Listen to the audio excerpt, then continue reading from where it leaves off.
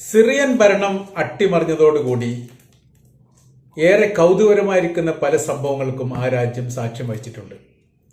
ഇപ്പോഴും കൃത്യമായ രീതിയിൽ ആ രാജ്യത്തിന്റെ അട്ടിമറിയും അതുമായി ബന്ധപ്പെട്ട വിഷയത്തെക്കുറിച്ചും ഒരു രൂപം പറയാൻ രാഷ്ട്രീയ നിരീക്ഷകർക്ക് പോലും സാധിക്കാത്ത വിധം അജ്ഞാതമായിരിക്കുന്ന അല്ലെങ്കിൽ രഹസ്യപരമായിരിക്കുന്ന പല സംഭവങ്ങൾക്കും സിറിയ എന്ന് പറയുന്ന രാജ്യം നവംബർ 30 ശേഷം സാക്ഷ്യം വഹിച്ചിട്ടുണ്ട് എന്നുള്ളത് കൃത്യമാണ്. എങ്ങനെ അട്ടിമറിഞ്ഞു, എങ്ങനെയാണ് ഇപ്പോൾ ഭരിക്കുന്നത്, മറ്റുള്ള ലോക രാജ്യങ്ങൾ അവിടെ എന്ത് ചെയ്യുന്നു, അവരുടെ ആയുധ സംവിധാനങ്ങളൊക്കെ എന്താ ചെയ്തുകൊണ്ടിരിക്കുന്നത് എന്നതിനെക്കുറിച്ചൊന്നും ഒരു വ്യക്തമായിരിക്കുന്ന രൂപം ഒരു രാജ്യം പറയുന്നില്ല, മറ്റു രാജ്യത്തിന് പറയാൻ സാധിക്കുന്നുമില്ല. ഇപ്പോൾ ഏറ്റവും ഒടുവിലായിരിക്കുന്ന വിഷയം ഇറാന്റെ സൈനികർ സിറിയയിൽ ഉണ്ടോ, അല്ലെങ്കിൽ അവരിപ്പോൾ എന്ത് ചെയ്യുന്നു എന്നുള്ള തരത്തിലാണ്. യുദ്ധാരംഭത്തിന് മുൻപ് തന്നെ ഈ വിഷയങ്ങൾ ഏറെക്കുറെ ഉണ്ടാവാനുള്ള സാധ്യത മനസ്സിലാക്കി വലിയ രീതിയിലുള്ള പ്രതിരോധം സൃഷ്ടിക്കാൻ വേണ്ടിയിട്ട് ഇറാനും റഷ്യയും സംയുക്തമായ രീതിയിലുള്ള ഒരു ശ്രമം അവിടെ നടത്തിയിട്ടുണ്ട്. അതിനോടനുബന്ധിച്ച് ഈ റഷ്യയുടെ യുദ്ധവിമാനങ്ങൾ സിറിയയുടെ ആകാശത്തിലൂടെ വട്ടമിട്ട് പറക്കുന്നതായിട്ടുള്ള വിവരങ്ങളൊക്കെ BBC തന്നെ റിപ്പോർട്ടായിട്ട് പുറത്തുവിടുകയും ചെയ്തിട്ടുണ്ട്. അവർ പറയുന്നു, ആകാശവുമായിട്ട് ബന്ധപ്പെട്ട വലിയ യുദ്ധത്തിന് റഷ്യ തയ്യാറെടുക്കുന്നു, കരയുദ്ധവുമായിട്ട് ബന്ധപ്പെട്ട കാര്യത്തിന് ഇറാനും തയ്യാറെടുക്കുന്നു. ആദ്യഘട്ടത്തിലുള്ള സൈനികർ എത്തിയിരിക്കുന്നു, രണ്ടാം ഘട്ടത്തിൽ തുടർന്ന് സൈനികർ വളരെ പെട്ടെന്ന് തന്നെ എത്താനുള്ള സാധ്യതയുണ്ട് എന്നൊക്കെ പറയുന്നു. സിറിയ എന്ന് പറയുന്ന രാജ്യം, ആ രാജ്യത്തിൽ ഭരിക്കുന്ന ബഷർ അൽ അസദുമായിട്ട് വലിയ ബന്ധമാണ് റഷ്യക്കും അതേപോലെ തന്നെ ഇറാനുമുള്ളത്. 2011 നടന്ന അറബ് വംശീയപരമായിരിക്കുന്ന പ്രശ്നവുമായിട്ട് ബന്ധപ്പെട്ട് അവിടുത്തെ ആഭ്യന്തരപരമായിരിക്കുന്ന വിഷയവുമായിട്ട് ബന്ധപ്പെട്ടും പ്രതിരോധമുണ്ടാക്കിയത് റഷ്യയും ഇറാനുമാണ്. അങ്ങനെയാണ് ആ സർക്കാർ അവിടെ തുടരാനുള്ള സാഹചര്യങ്ങളും അവസ്ഥകളും ഉണ്ടായത്. അതിനുശേഷം രാഷ്ട്രീയപരമായ രീതിയിൽ ഈ സിറിയ എന്ന് പറയുന്ന രാജ്യത്തിന്റെ ഭൂമിയെ ഉപയോഗിക്കുന്ന കാര്യത്തിൽ റഷ്യയും ഇറാനും വിജയിച്ചിട്ടുണ്ട്. അവരുടെ ആയുധ ഫാക്ടറികൾ, സൈനിക താവളങ്ങൾ, യുദ്ധവിമാനങ്ങൾ, യുദ്ധക്കപ്പലുകൾ, ഇതിൻ്റെയൊക്കെ ഒരു മേഖല, കേന്ദ്രീകൃത മേഖലയായിട്ട് സിറിയയുടെ വ്യത്യസ്ത ഭാഗങ്ങളെ ഈ രാജ്യങ്ങൾ ഉപയോഗിച്ചിട്ടുണ്ട്. അത് കൃത്യമായ രീതിയിൽ ഇസ്രായേൽ പറയുകയും ചെയ്തിട്ടുണ്ട്. അതിനോടനുബന്ധിച്ചാണ് ഇസ്രായേൽ 2-3 തവണ എങ്കിലും 4 പ്രാവശ്യമെങ്കിലും ഒക്ടോബർ 7 ഹമാസ് ആക്രമണത്തിന് ശേഷം സിറിയ ആക്രമിച്ചു. സിറിയയുടെ ഒരു എയർപോർട്ട് തന്നെ ആക്രമിച്ചിട്ടുണ്ട്. പ്രത്യേകമായിട്ടുള്ള ഒരു തിരിച്ചടിയൊന്നും ഉണ്ടായിട്ടില്ല. അതിന് ലക്ഷ്യം വെച്ചത് റഷ്യയുടെയും ഇറാന്റെയും ആയുധ ഫാക്ടറികളൊക്കെയാണ് എന്ന് പറയപ്പെട്ടിട്ടുണ്ട്. പക്ഷെ ആ ഏരിയയിലേക്കൊന്നും എത്തിയിട്ടില്ല. ഇറാനെ സംബന്ധിച്ചിടത്തോളം അവർക്കുള്ള നഷ്ടം എന്ന് പറഞ്ഞാൽ അവരുടെ എംബസി ഇസ്രായേൽ ബോംബിങ്ങിൽ തകർന്നു, 11ഓളം ആളുകൾ കൊല്ലപ്പെട്ട വിഷയത്തോടനുബന്ധിച്ചാണ് ഇറാനും ഇസ്രായേലും തമ്മിൽ വലിയ രീതിയിലുള്ള വിഷയങ്ങൾ ഉണ്ടാവുന്നത്. അങ്ങനെ ഇറാൻ ഇസ്രായേലിനെ ആക്രമിച്ചതുമായിട്ട് ബന്ധപ്പെട്ടതിന്റെ തുടർച്ചയുണ്ടാകുന്നത് ഈ എംബസി കോൺസുലേറ്റ് ആക്രമണവുമായിട്ട് ബന്ധപ്പെട്ടാണ്. ഇപ്പോഴത്തെ വിഷയം എന്ന് പറയുന്നത്, അലപ്പോ എന്ന് പറയുന്ന നഗരത്തെ കീഴടക്കിക്കൊണ്ട് വിമതപക്ഷം മുന്നേറിയപ്പോൾ അത് ലോകത്ത് മുഴുവൻ വലിയ രീതിയിൽ വ്യാപകമായ രീതിയിൽ അത് പ്രചരിക്കുകയും വലിയ വാർത്താ പ്രാധാന്യം നേടുകയും ചെയ്ത വിഷയമാണ്. അപ്പോൾ ചെറിയൊരു ന്യൂനപക്ഷമായിരിക്കുന്ന ഒരു വിഭാഗമാണ് എന്ന് ഒരു പത്രം എഴുതിയിട്ടില്ല. വലിയ വൻ മുന്നേറ്റം, സൈനികരോടൊപ്പം ആയുധങ്ങളും അതോടൊപ്പം ജനങ്ങളും സംയുക്തമായ രീതിയിൽ 2011 വിപ്ലവത്തെ അതിന് സമാനമായിരിക്കുന്ന രീതിയിലുള്ള മുന്നേറ്റം നടക്കുന്നു. അതിന് പിന്നിൽ പല രാജ്യങ്ങളും പ്രവർത്തിക്കുന്നു. ആ തരത്തിലാണ് ആദ്യ ഘട്ടത്തിലൊക്കെ റിപ്പോർട്ട് പുറത്തു വന്നത്. അപ്പോൾ ഇതിനെ പ്രതിരോധിക്കാൻ വേണ്ടി ആകാശത്തിലൂടെ റഷ്യൻ സൈന്യം, റഷ്യയുടെ വിമാനങ്ങൾ, യുദ്ധവിമാനങ്ങൾ വട്ടമിട്ട് പറക്കുന്നു. അതോടൊപ്പം തന്നെ കരയിൽ യുദ്ധത്തിന് വേണ്ടിയുള്ള വലിയ തയ്യാറെടുപ്പുകൾ റഷ്യൻ സൈന്യവും ഇറാൻ സൈന്യവും ചെയ്യുന്നു. സംയുക്തമായ രീതിയിൽ സിറിയൻ സൈന്യവും സംയുക്തമായ രീതിയിൽ ഏകദേശം തലസ്ഥാന നഗരിയായിരിക്കുന്ന ബെയ്റൂത്തിൽ എത്തുന്നതോട് കൂടിയിട്ട് അതിന് പ്രതിരോധമുണ്ടാക്കും എന്ന തരത്തിലാണ്, ഡമാസ്കസിൽ എത്തുന്നതോടുകൂടി പ്രതിരോധമുണ്ടാക്കും എന്ന തരത്തിലേക്കാണ് കാര്യങ്ങൾ പോകുന്നത്. എന്നാൽ ഈ നഗരം കീഴടക്കിയതോടുകൂടി യുദ്ധത്തിന്റെ പാറ്റേൺ തന്നെ മാറി. ഒരു പ്രതിരോധം അവിടെ ഉണ്ടായിട്ടില്ല. വലിയ മുന്നേറ്റം ഉണ്ടാക്കാൻ വേണ്ടി സാധിച്ചു. ഓരോരോ നഗരങ്ങളും ഘട്ടം ഘട്ടമായിട്ട് അവർ കീഴടക്കുന്ന വിവരമാണ് പുറത്തു വരുന്നത്. അപ്പോൾ തലസ്ഥാന നഗരിലേക്ക് വളരെ പെട്ടെന്ന് തന്നെ എത്തി. അങ്ങനെ തലസ്ഥാനം ഭരണം വീണതായിട്ട്, അല്ലെങ്കിൽ നിലവിലുള്ള സർക്കാർ പരാജയപ്പെട്ടതായി സൈനിക കമാൻഡർ തന്നെ പ്രസ്താവിക്കുന്നു. പ്രസിഡന്റ് അവിടുന്ന് രാജ്യം വിട്ടു പോകുന്നു, നമുക്കറിയാവുന്നതാണ്. അതിന് ഏതാനും ദിവസങ്ങൾക്ക് ശേഷം, ഈ സംഭവങ്ങളെല്ലാം നടക്കുന്നത് നവംബർ 30 മുതൽ ഏകദേശം ഡിസംബർ 7 കൂടി എല്ലാം കഴിഞ്ഞു. രാജ്യം അട്ടിമറിഞ്ഞു, വിമതപക്ഷം അധികാരത്തിലേക്ക് എത്തുന്നു. അവിടുത്തെ സർക്കാർ പിരിച്ചുവിട്ടിട്ടില്ല. സർക്കാർ തന്നെ താൽക്കാലികപരമായിട്ട് തുടരാൻ വേണ്ടി തീരുമാനിച്ചു. വിമത പക്ഷത്തെ സഹകരിപ്പിച്ചുകൊണ്ട് പുതിയ സർക്കാർ ഉണ്ടാക്കാൻ വേണ്ടിയുള്ള പ്രഖ്യാപനങ്ങൾ വന്നു. ആ രീതിയിലേക്ക് കാര്യങ്ങൾ പോകുന്നു. രാജ്യത്തിന്റെ പുറത്തു നിന്ന് വ്യത്യസ്ത കാലങ്ങളിലൊക്കെ പോയിരുന്ന അഭയാർത്ഥികളായിട്ട് പോയിരുന്ന സിറിയൻ പൗരന്മാർ രാജ്യത്തിലേക്ക് മടങ്ങി വരുന്ന ഒരു വല്ലാത്ത രീതിയിലുള്ള അവസ്ഥയും കണ്ടു.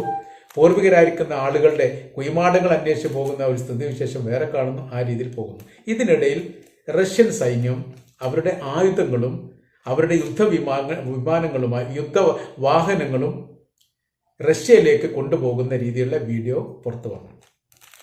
150ഓളം യുദ്ധവാഹനങ്ങൾ ഒന്നാമത്തെ ഘട്ടത്തിൽ സിറിയയിൽ നിന്ന് റഷ്യയിലേക്ക് അവർ കൊണ്ടുപോയി. ഇവിടെ ഏറ്റവും വലിയ വിഷയം എന്ന് പറയുന്നത് ഈ റഷ്യയുടെ സൈന്യത്തെ ആരും ഉപദ്രവിച്ചിട്ടില്ല, പ്രതിരോധിച്ചിട്ടില്ല, ആക്രമിച്ചിട്ടില്ല. മുൻപത്തെ സ്ഥിതിവിശേഷം വെച്ച് നോക്കുന്ന സമയത്ത് 2011 ആ പ്രതിരോധം മുഴുവൻ ഉണ്ടാക്കിയതിലെ സിംഹഭാഗവും റഷ്യൻ സൈനികരാണ്. എന്നാൽ യഥാർത്ഥത്തിൽ വിമതപക്ഷം ഇവരുമായി ഏറ്റുമുട്ടുകയാണ് സാധാരണഗതിയിൽ ചെയ്യേണ്ടത്. ഒന്നും ചെയ്തിട്ടില്ല. അപ്പോൾ ഒരു കരാർ വ്യവസ്ഥ അവിടെ ഉണ്ട് എന്ന് മനസ്സിലാക്കാൻ വേണ്ടി പറ്റും. അതോടൊപ്പം 900ഓളം അമേരിക്കൻ സൈനികരുണ്ട്, അമേരിക്കയുടെ സായുധ സംവിധാനങ്ങളുണ്ട്, ആയുധ പടകളുണ്ട്, യുദ്ധ കപ്പലുകളുണ്ട്, യുദ്ധ വിമാനങ്ങളുണ്ട്. റഷ്യൻ സൈന്യവുമായിട്ട് അവർ ഏറ്റുമുട്ടാനൊന്നും പോവുകയോ ആ വിഷയത്തിൽ ഇടപെടുകയോ ചെയ്തിട്ടില്ല.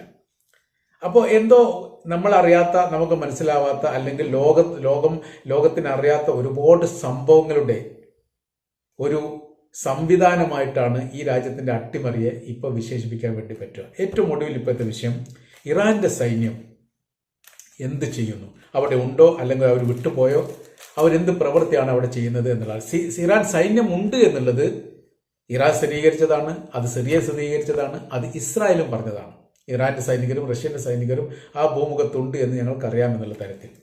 ഇപ്പോൾ ഇസ്രായേൽ സിറിയയിൽ വലിയ രീതിയിൽ ആക്രമണം നടത്തുന്നു. ഒരുപാട് സൈനിക മേഖലയും സൈനിക താവളങ്ങളും ആക്രമിക്കുന്നു, യുദ്ധ കപ്പലുകൾ ആക്രമിക്കുന്നു, യുദ്ധ വിമാനങ്ങൾ ആക്രമിക്കുന്നു. ഇവിടെ ഇസ്രായേൽ മുന്നോട്ട് വെക്കുന്ന വളരെ പ്രധാനമായിരിക്കുന്ന കാരണങ്ങൾ, ലോകത്തോട് അവർ പറയുന്ന ഒരു കാരണങ്ങൾ ഏറ്റവും പ്രധാനപ്പെട്ടത്, ഇപ്പം ഭരിക്കാൻ വേണ്ടിയിട്ട് രാജ്യം അട്ടിമറിച്ച വിമതപക്ഷം തീവ്രവാദികളാണ്. അവരുടെ കൈവശത്തിലേക്ക് ആയുധങ്ങൾ വരാതിരിക്കാനുള്ള ശ്രമമാണ് തങ്ങൾ ഈ നാശം കൊണ്ട് ഉദ്ദേശിക്കുന്നത്. സ്ഥിരമായുള്ള അക്രമമല്ല, താൽക്കാലികപരമായ രീതിയിൽ സുരക്ഷിതവുമായിട്ട് ബന്ധപ്പെട്ട ഒരു അക്രമം മാത്രമാണ് തങ്ങൾ നടത്തുക എന്നുള്ളൊരു മുഖവുര നൽകുന്നു. എന്നാൽ ഇപ്പം അതിന് രൂപമാറ്റങ്ങളൊക്കെ ഉണ്ടായി. അതിൽ നിന്ന് മനസ്സിലാകേണ്ട കാര്യം, ഇറാന്റെ സൈന്യത്തിന്റെ കൈവശത്തിലേക്ക് ഈ ആയുധങ്ങളും ഈ സംവിധാനങ്ങളും എത്താൻ സാധ്യതയുണ്ട് എന്ന് ഇസ്രായേൽ മനസ്സിലാക്കുന്നു എന്നുള്ളതാണ്.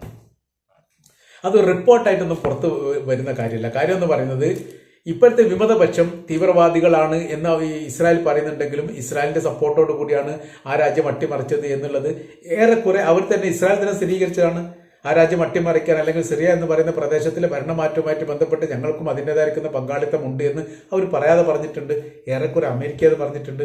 അമേരിക്ക ഈ മേഖലയിലേക്ക് ഈ വിമതപക്ഷത്തിന് വേണ്ടി വൈമാനിക ആക്രമണം നടത്തിയത് അവർ സ്ഥിരീകരിച്ചതാണ്. പെന്റഗണിൽ വെച്ച് സൈനിക മേധാവി തന്നെ സ്ഥിരീകരിച്ചതാണ്.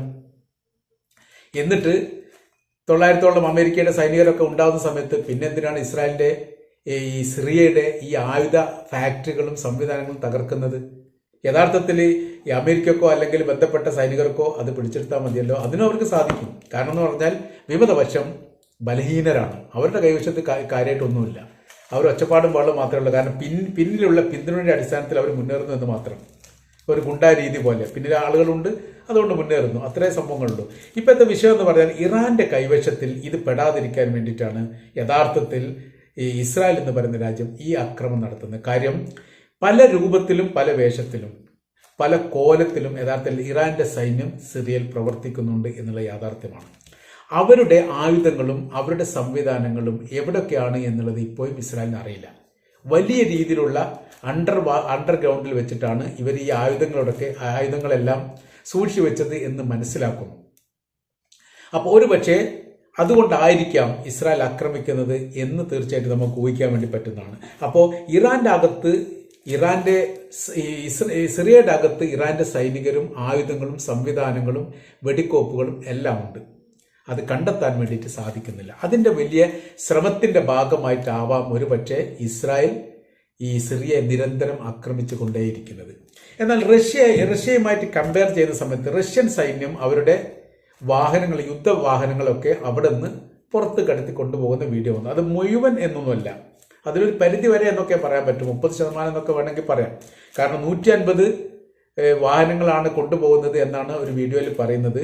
150 ഒന്നല്ല, 1500 അല്ലെങ്കിൽ അതിൽ കൂടുതലോ വാഹനങ്ങൾ ഉണ്ടാവാൻ സാധ്യതയുണ്ട്. കാരണം യുദ്ധമുഖത്തേക്ക് ചെറിയ രീതിയിലുള്ള എണ്ണൽ സംഖ്യയുള്ള വാഹനങ്ങളൊന്നും എത്തിക്കില്ല, പ്രത്യേകിച്ച് വലിയ ഈ രാജ്യം.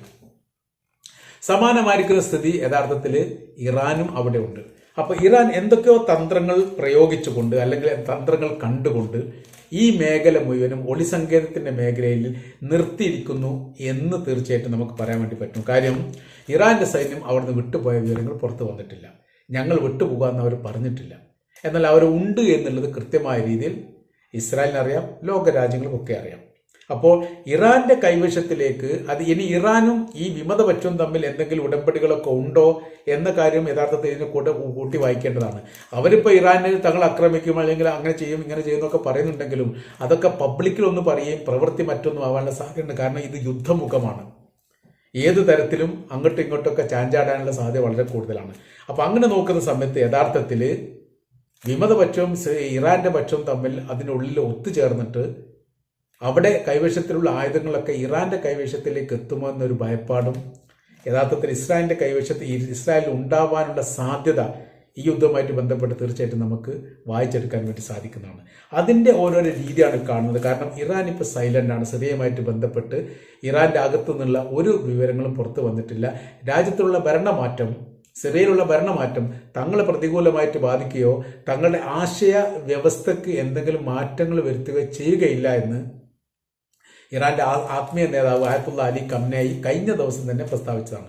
അപ്പോൾ നിലപാടിൽ മാറ്റമില്ല എന്ന് പറയുന്ന സമയത്ത് അതിൻ്റേതായിരിക്കുന്ന കാര്യരീതിയിലൂടെ ഈ യുദ്ധവും ഈ സിറിയയുമായിട്ട് ബന്ധപ്പെട്ട വിഷയങ്ങൾ തങ്ങൾ മുന്നോട്ട് കൊണ്ടുപോകുന്നു എന്നുള്ളത് തന്നെയാണ് യഥാർത്ഥത്തിൽ ഇതിൻ്റെ അർത്ഥമായിട്ട് നമുക്ക് മനസ്സിലാക്കാൻ വേണ്ടിയിട്ട് സാധിക്കുന്നത്.